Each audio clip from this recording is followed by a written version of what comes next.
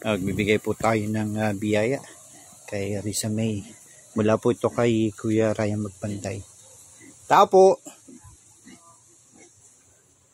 Ay, Teresa May, abutin mo lang ito. At ako'y daan lang. Oh, nanginginig ang iyong. Ayan nga nga yan. Kapapatapos lang. Katatapos kang maglaba. Bigay ng Kuya Ayan Magpantay. Pambili na kahit ano. May bigas ka pa? Yung dala mo po, tapos dala ni Pastor. Ayan.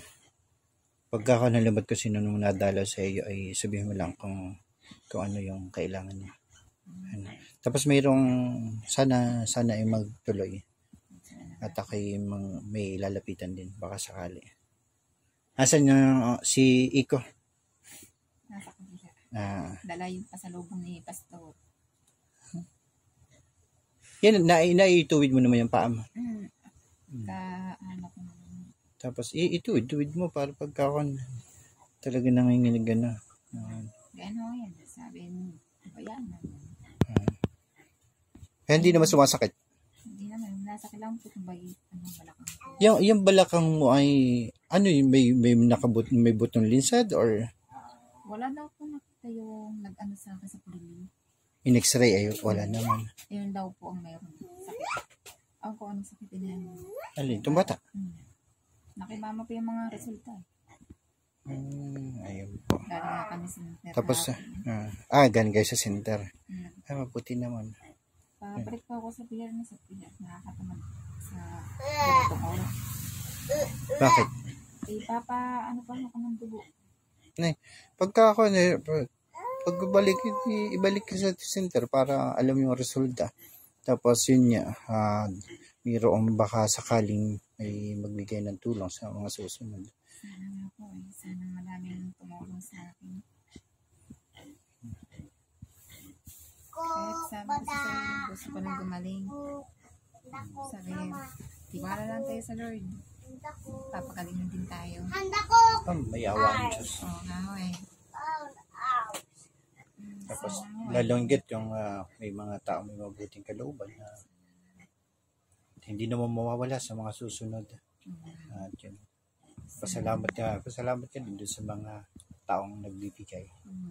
Salamat din at may pinadala si Lord na lingkod dito para mapaano sa Panginoon, mapakilala. Sana patuloy na gumaling sa mga sana rin ang maraming tumulong sa akin at magpagamot.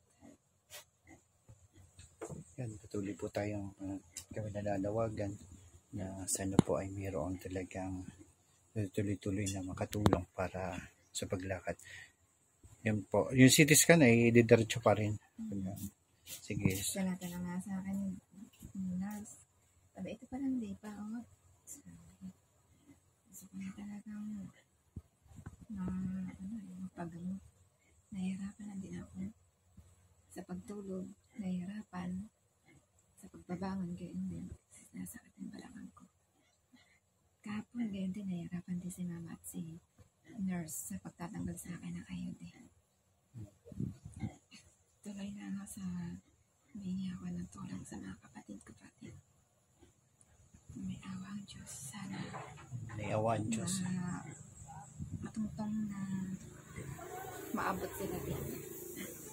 Bahala na ang Diyos sa kanila. Kung maisipan nilang pasyalan ako na ito. Konting kanaan lang.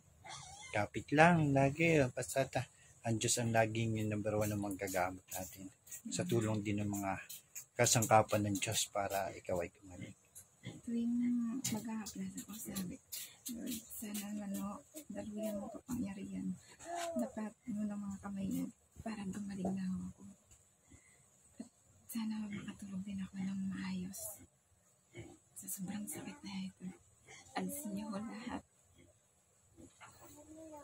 Ayan, tuloy-tuloy yung mga sakit na rin.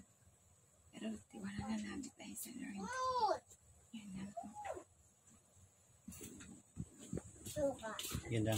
Yan lagi na nanginginig na ganyan. Mamaya na yan, wala. nawawala din naman. Kain namin. Sige. Kanino galing yan?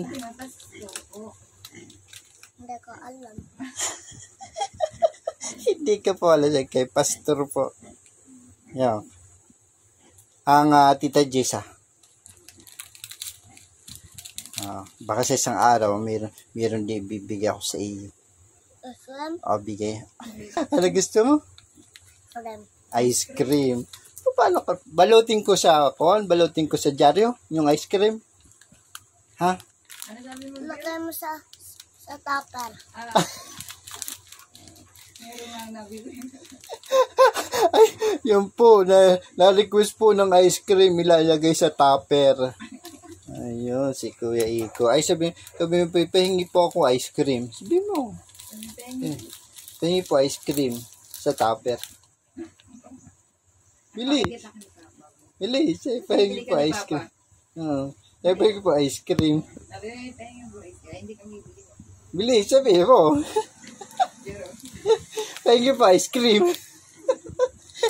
Nata. Kaya tigisa